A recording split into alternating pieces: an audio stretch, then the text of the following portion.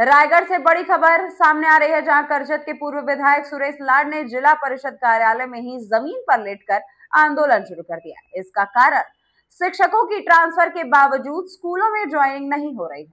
आदिवासी और ग्रामीण इलाकों में छात्र पढ़ाई से वंचित हैं और प्रशासन चुप है। लाड का साफ कहना है कि जब तक आदेश नहीं होंगे मैं यही जमीन पर रहूंगा। अब देखना है कि प्रशासन जागता है या छात्रों का भविष्य यूं ही अटकता रहेगा।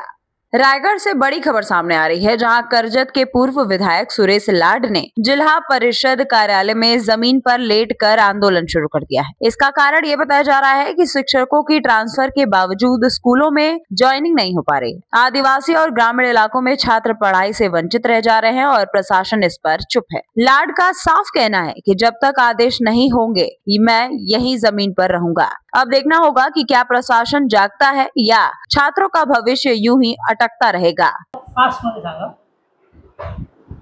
जिल्हा परिषदेच्या शिक्षकांच्या अनेक वर्ष तालुक्याबाहेर असणाऱ्या त्यांच्या बदल्यांच्या ऑर्डर्स 25 तारखेला मुख्य कार्य अधिकारी यांच्याकडून विविध तालुक्यामध्ये गेल्या।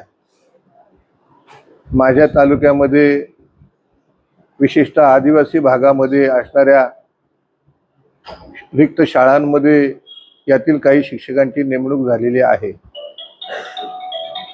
आदिवासी भागामधल्या त्या कार्यकर्त्यांनी शिक्षकाअभावी होणारी विद्यार्थ्यांची हानी हे सांगून लवकर बदल्या व्हाव्यात अशा प्रकारची मागणी केली, परंतु ऑर्डर्स होऊन सुद्धा संबंधित गटविकास अधिकारी त्या शिक्षकांना त्यांच्या तालुक्यातून सोडत नाहीत।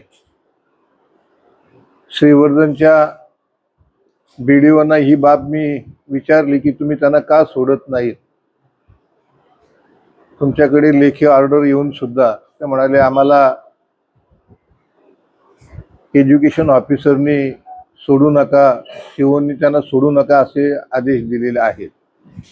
लेखी आदेश आहेत का तर म्हणाले नाही, तोंडी आदेश आहेत।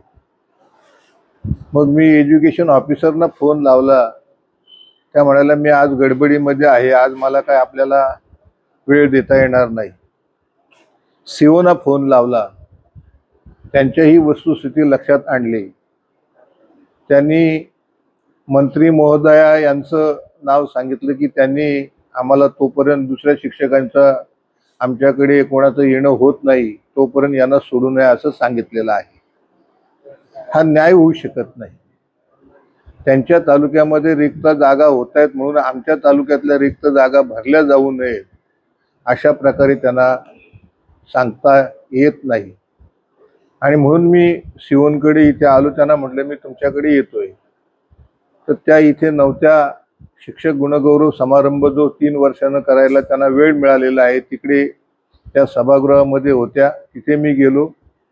दीप प्रज्वलित सुरू असल्यामुळे मी थांबलो आणि दीप प्रज्वलन झाल्यानंतर